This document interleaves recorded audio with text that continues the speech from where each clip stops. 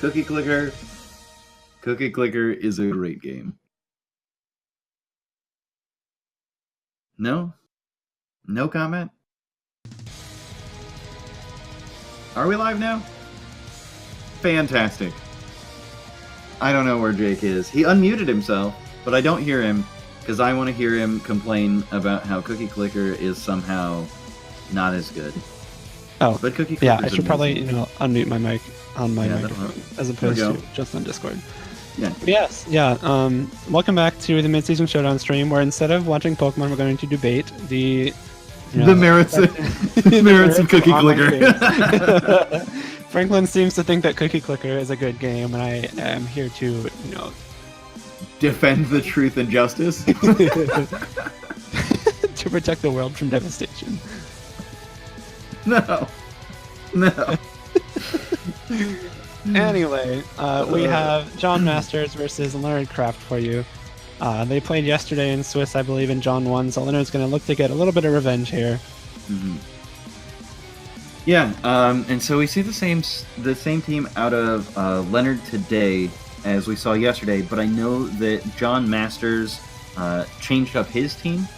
I don't offhand remember what he brought, but we'll see it shortly.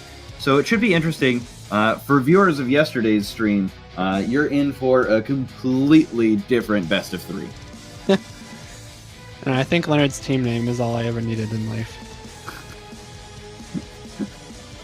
Like, on the one hand, I should be happy that I get a shout out, but on the other hand, I also should feel bad. That's an interesting team from John. So we got the Zapdos, Landorus, Naganadel, Metagross, Incineroar, and Tapu Fini. And the Koko, Amoonguss, Incineroar, Aegislash, Tapu Fini, and Salamence from Leonard. So what's interesting about this from yesterday is that while Leonard on the left here has the same team, John having a completely different team from what he had yesterday. The only common Pokemon, really, as far as utility here, is that Incineroar. The biggest thing here is that when you look at John's team, he's got two Pokemon that potentially have Tailwind, right? Yep. And so it looks like John really wants to go fast, as opposed to yesterday, when he had two Pokemon that had Trick Room, where he really wanted to go slow. Yeah, so definitely changing up his speed control options here.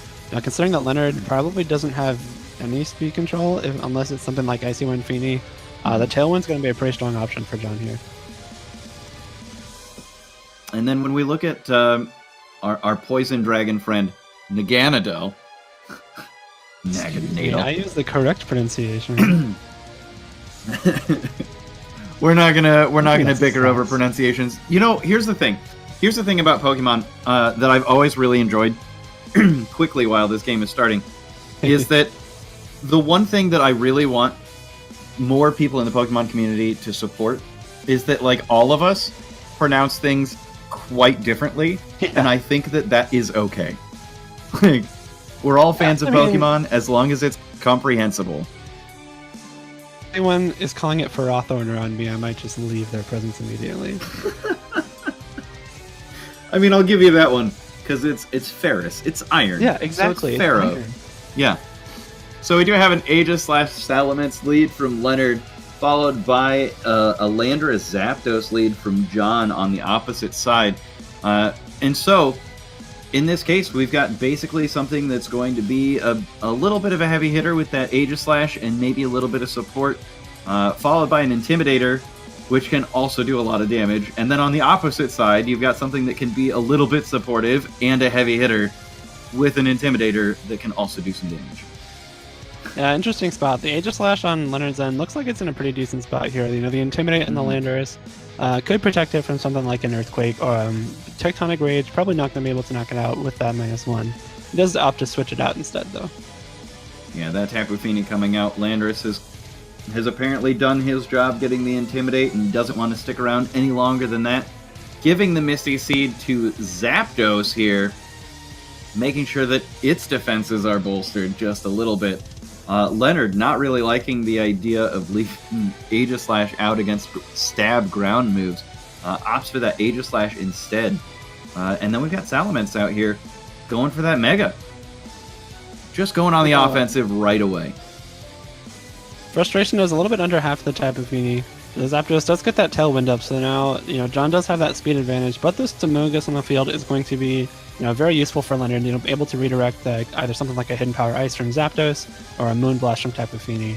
And I know earlier I was shaming Ethan for using Shiny Incineroar, but this may be a worse offense on Leonard's end. You should have been here yesterday, because yesterday we got to see Ethan's Shiny Incineroar and Leonard's Shiny Salamence on the field at the same time. I don't know if I can handle that. So Zapdos is going to go ahead and switch out here, and Naganadel is going to come out, and a Moonblast into that Salamence, doing over half. That's pretty good.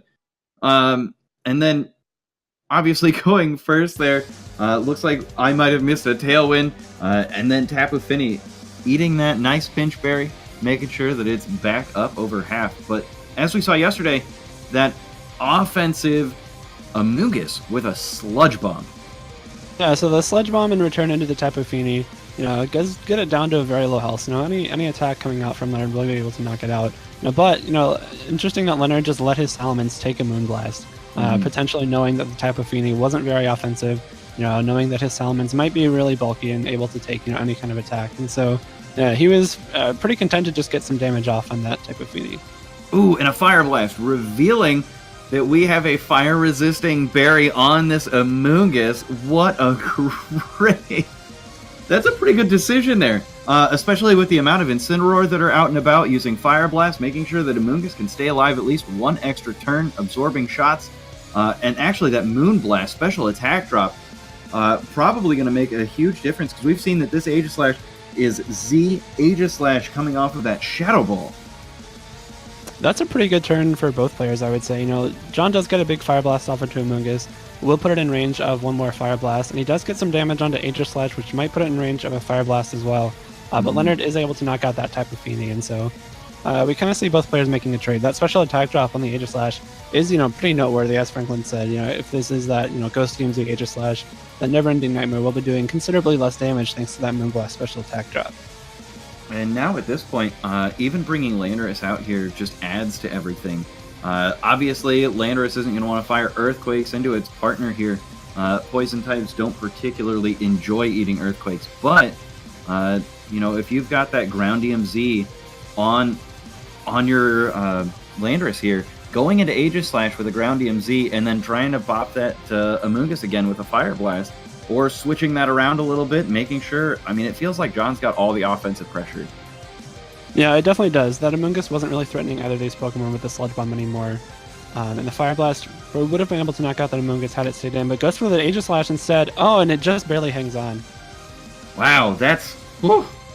And we do see that we've got a Ground DMZ coming in here, and if this picks up on the Incineroar, that's just a great call on that switch, because that would have done a decent amount of damage to the Amoonguss. But, you can see here that this play looks like it was kind of covering almost every option that John saw that Leonard had.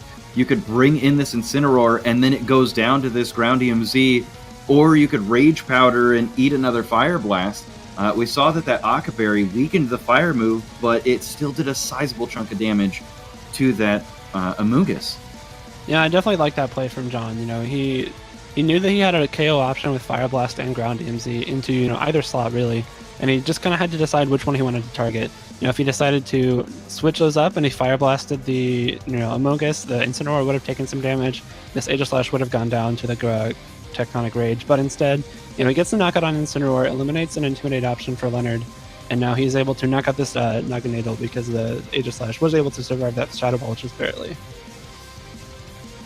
Yeah, so we were talking about how John had all the offensive pressure here, but just barely missing out on that KO on Aegislash, and Leonard's able to capitalize on that and take a pretty big KO here.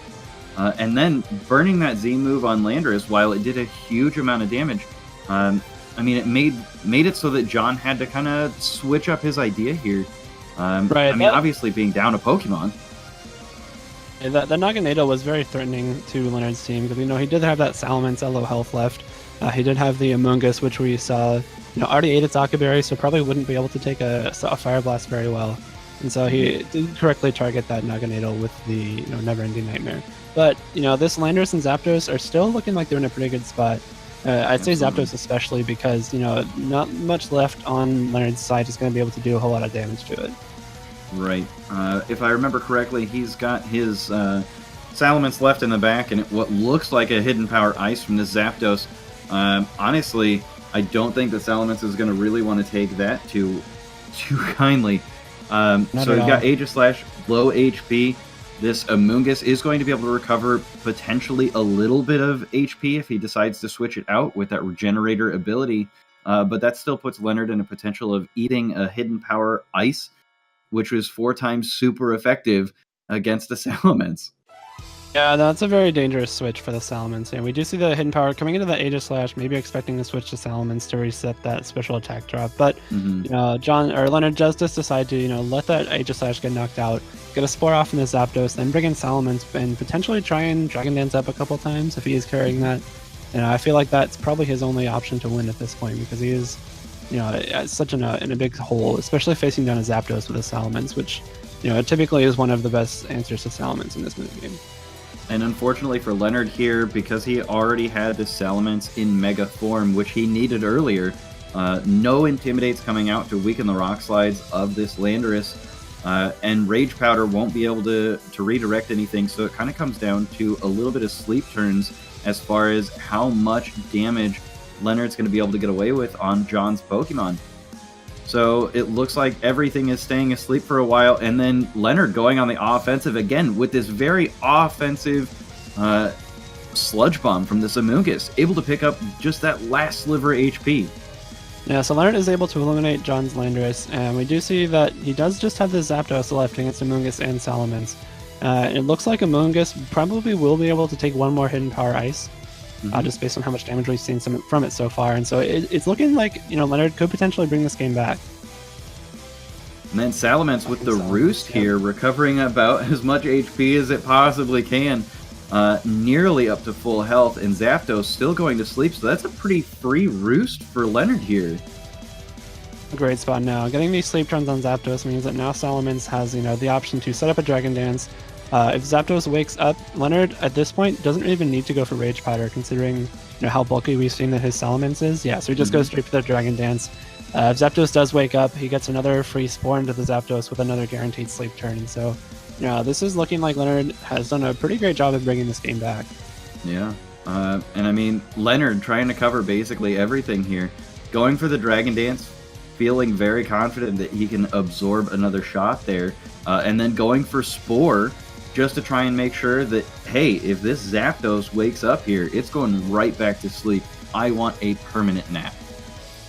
It's a very smart play. Even though, the Zapdos did stay asleep, the Spore into that slot means that, should the Zapdos wake up, because it did have a chance to, it does just go straight back to sleep. He knew that either of his Pokemon could take a Hidden Power. This Salamence, it is 4 times weak to Ice, but, it's very bulky, very defensively trained, and so it would be able to tank a Hidden Power Ice, and Amoonguss would still be able to Rage Powder the next turn if it needed to. And so now the Salamence is at +2 attack and +2 speed, and it looks like it will be able to close this game out for Leonard. Yeah, and we saw yesterday that this Salamence was able to take Hidden Power Ices fairly comfortably, considering that it's 4 times weak to that move. And then Zapdos, again, getting doubled up here by this offensive Sludge Bomb, which again is a little interesting to see the differences in how trainers have picked out moves on their Pokemon here. Like we saw yesterday in a near mirror matchup between Leonard and Ethan deciding that he wanted to clear Smog on his Amoonguss, which is fairly standard to deal with some of these setup Pokemon. And then now we see Leonard going on the offensive here. He wants the Akaberry to stay on the field a little bit longer. Feels like he's going to recover enough HP with Regenerator and constant switching for board control. And I mean, just paying dividends for him here. Bomb definitely coming in handy. We did see him use it to, pick up a couple of KOs or prime KOs for some of his other Pokemon. So definitely a great choice in that Sludge Bomb.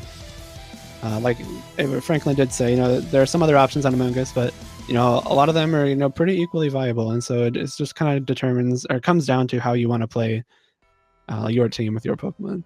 And so at this point, we saw that John was in a fairly commanding position and Leonard able to make a few distinct moves to make sure that he put everything to sleep.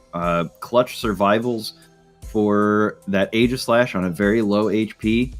And so on John's side, he may decide, it looks like they both selected Pokemon fairly quickly. John may have decided that, hey, there is a little bit of random number generation in Pokemon damage calculations. So maybe that was just a low roll on the Fire Blast into the Aegislash. I should have been able to win that game if things panned out a little bit differently. And so, like, just really quickly making decisions here and trying to keep things going. So I don't know either player if they really need to make strong adjustments here because both of them played so well. Yeah, I agree. You know, like, we do see from the leads, we do see the same 2 leads from both players. And we, like, that game, the game 1 really came down to, you know, that end game. Leonard played that end game very well, and so he was able to take the game. But, you know, if John just changed a couple of the decisions he made during that game, he very well could have taken it himself. And so, you know, both of them realizing, you know, the early game, yeah, it went, you know, pretty well for both of them, and so they don't really feel the need to switch it up. Yeah, and again, this Landorus is in a pretty decent position here. Threatening rock slides, we always have to worry about the Ghostium Z that's coming out of this Aegislash potentially. And again, looking at Landorus, we've seen that it has the Groundium Z, and so it's probably not going to be very comfortable taking heavy special attacks. But it looks like everybody's going to stay on the field here, no hard switching. Salamence is going to go ahead and Mega Evolve, eliminating its Intimidate ability, and we're seeing that Groundium Z coming out immediately. And this Landorus just trying to pop off Groundium Zs. And it looks like we've got a little bit of a graphical error on our side, but, I mean, it's Aegislash, not going to be very comfortable. There's only one target for this Tectonic Rage, and it's definitely going to be that Aegislash. You know, even at that -1 attack, it's going to do a whole lot of damage. It is able to get that one-hit knockout, and so eliminating, you know, the Aegislash and the Z-move user on Leonard's end just right off the bat is a huge turn for John. Yeah, and we can see that Leonard is going to go ahead and return the favor and knock out Landorus here. Both players picking up the Pokemon that they think seems to be the biggest threat. And I mean, doing a great job and a pretty good trade here. And it looks like John over here trying to make sure that he's covering any opportunity. Let's say that Aegislash just barely survives because of that Intimidate. Going for an extra attack might have been into that Aegislash slot. You can see that Salamence didn't take that much damage. Just trying to cover everything as much as possible. Tectonic Rage into Aegislash immediately makes a lot of sense considering that John did decide to bring this Metagross. You know, Aegislash is one of the better answers to Metagross in the game, and so having that, you know, gone immediately means that this Metagross is free to, you know, start firing off attacks at will. The return from Salamence into the Landorus, it did end up picking up the one-hit knockout. I don't know if you guys caught that in between the skipping frames there, but that, you know, that considering it was at -1, that had to be a critical hit, and so a little bit of luck for Leonard there, but, you know, still not a really bad position for John because he does have this, you know, healthy Metagross at, you know, neutral attack to start firing off attacks. And this Ice Punch from Metagross having Tough Claws, which increases the amount of damage done from physically connecting moves. Leonard going for a Dragon Dance, knowing that his Dragon is going to be a little bit safer here. Zapdos firing off a Hidden Power Ice. This combination of moves not quite able to take out that Amoonguss, so he's going to be able to get off another Rage Powder here.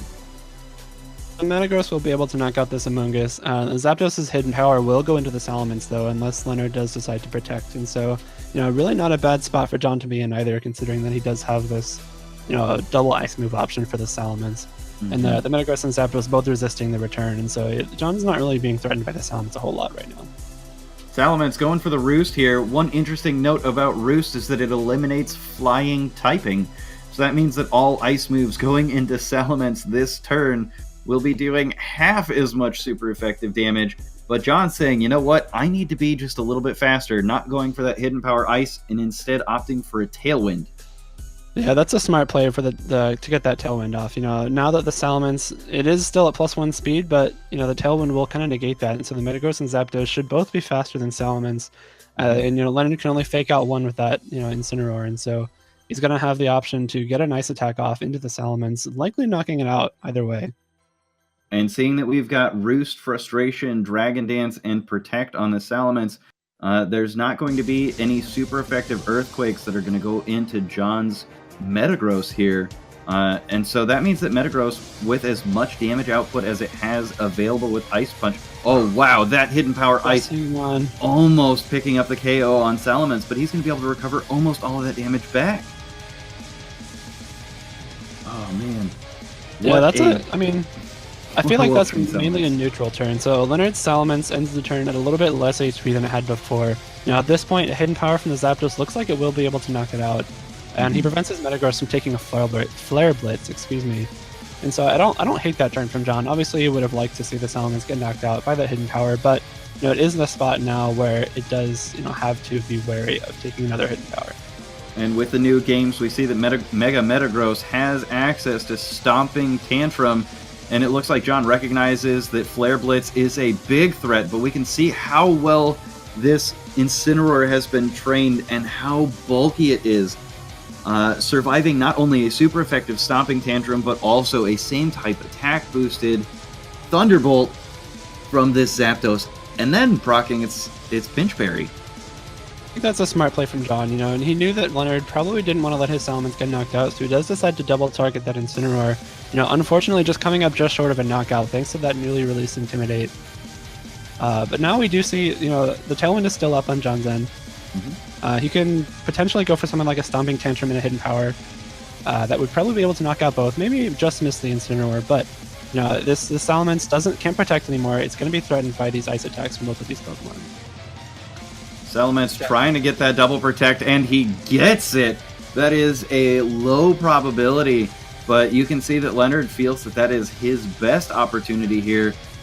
Going for a Thunderbolt onto that Amoonguss, assuming that it's probably going to stay as the Incineroar, but getting a little bit of damage, not a whole lot, but enough that an Ice Punch should be able to clear it out afterward.